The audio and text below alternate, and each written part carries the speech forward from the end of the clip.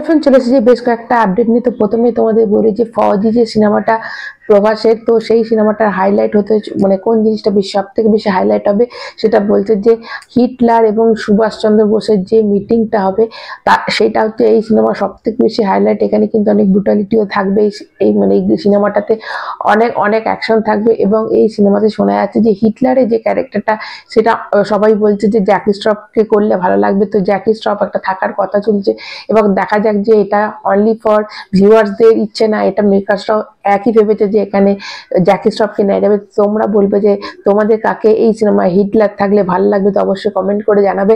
Next তোমাদের যে আপডেটটা দেবো সেটা হচ্ছে ভেঙ্কট প্রভু যে ডিরেক্টর যে দ্য গোট করেছিল, তো সে কিন্তু আবার এবার বলিউডে তার ডেবিউ হতে চলেছে এবং শোনা যাচ্ছে যে অক্ষয় কুমারের সাথে কিন্তু তার নেক্সট সিনেমা যা প্রজেক্ট করতে চলেছে তার কিন্তু এখন কিন্তু তামিল দুটো সিনেমা তার চলছে। এটা দুটো হয়ে যাওয়ার পর সে কিন্তু অক্ষয় কুমারকে নিয়ে সিনেমা করবে। নেক্সট যে আপডেটটা দেবো সেটা হচ্ছে গেম চেঞ্জার নিয়ে। গেম চেঞ্জারে 256 ফিটের একটা কাট আউট তৈরি করা হচ্ছে এবং সেটা কিন্তু রামচরণের এবং এইটা কিন্তু 5 জানুয়ারি কিন্তু এই সিনেমার ট্রেলার আসবে, মানে গেম চেঞ্জারের ট্রেলার আসবে এবং একটা বড় ইভেন্টের মাধ্যমে কিন্তু এই ট্রেলারটাকে রিলিজ করা হবে, যেখানে কিন্তু পবন কল্যাণ এই চিফ গেস্ট হিসেবে এখানে থাকবে এবং এই সিনেমার কিন্তু 5টা গান আছে। গেম চেঞ্জার সিনেমার 5টা গান আছে এবং এই 5টা গান কিন্তু শুটিং করতে 75 কোটি টাকা খরচা হয়েছে।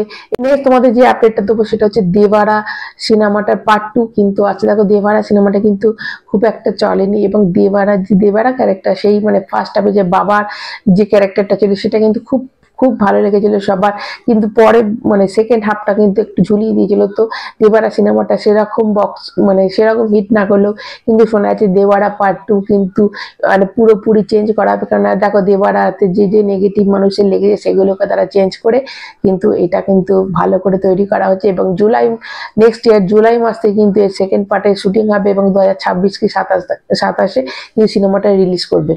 নেক্সট তোমাদের যে আপডেটটা দেবো সেটা হচ্ছে টক্সিক নিয়ে। টক্সিক কিন্তু ইয়াসের জন্মদিনে জানুয়ারি মাসে কিন্তু বড়সড় একটা আপডেট আসবে এবং শোনা যাচ্ছে নাকি এই সিনেমাতে শাহরুখ খানের একটা ক্যামিও ক্যারেক্টার দেখা যাবে এবং দেখা যাক এটা কতটা সত্যি না মিথ্যে। এখনও অবধি কিন্তু মানে মেকার্সের তরফ থেকে কোনো রকম কোনো কথা আসেনি, তবে এটুকু শোনা যাচ্ছে নাকি শাহরুখ খান কিন্তু থাকতে পারে এবং দেখা যাক তাহলে ইয়াস আর শাহরুখ খানের দুজনের মধ্যে যুগলবন্দি কেমন লাগে। তো নেক্সট তোমাদের এখন যে আপডেটটা দেবো এবং এই যে ফৌজির বাদ দিয়ে তোমাদের যদি বলি যে সালার টুর কিন্তু শুটিং সামনের বছর শুরু হচ্ছে এবং 2026-এ কিন্তু সালারের রিলিজ করতে। তোমরা কতটা এক্সাইটেড অবশ্যই কমেন্ট করে জানাবে এবং সালারকে কিন্তু বলা হচ্ছে যে ডাইনোসরের মতো মানে ডাইনোসর বলা হচ্ছে এবং দেখা যাক যে সালার 1-এর থেকে সালার 2 আরো কত থেকে। সালার 1-এ কিন্তু সেরকম কিন্তু পাবলিসিটি অতটা হয়নি, সেরকম করে প্রমোশন হয়নি। তো এখানে কিন্তু একদম প্রথম দিকে তারা প্রমোশন করবে, ঠিকই করে নিচ্ছে। তো শুটিং যখন শুরু হবে তখন থেকে তোমরা আপডেট পেতে থাকবে এবং 2026 সালে কিন্তু এই সিনেমাটা একদম হলে চলে আসবে। তো আপাতত এইটুকুই, নতুন আবার আপডেট নিয়ে তোমাদের কাছে চলে আসবো। কিছু ভালো লাগলে অবশ্যই চ্যানেলটা লাইক করবে এবং চ্যানেলটা সাবস্ক্রাইব করবে। এখন টাটা।